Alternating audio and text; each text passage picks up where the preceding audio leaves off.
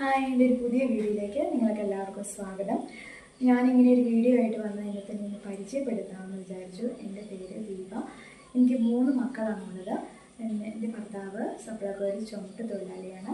അപ്പം ഞാനൊരു വീട്ടമ്മയായതുകൊണ്ട് തന്നെ എനിക്കൊരു വീട്ടിലിരുന്ന് എനിക്കൊരു വരുമാന മാർഗം അത് ഉദ്ദേശിച്ചാണ് ഞാൻ ഈ ചാനൽ തുടങ്ങിയത്.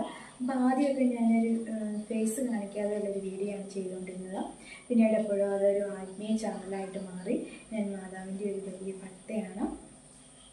അത്യാവശ്യം വ്യൂ ഒക്കെ കിട്ടിക്കൊണ്ടിരിക്കുമായിരുന്നു. പെട്ടെന്ന് ആ വീഡിയോയ്ക്ക് വ്യൂ ഡള്ളായിപ്പോയി.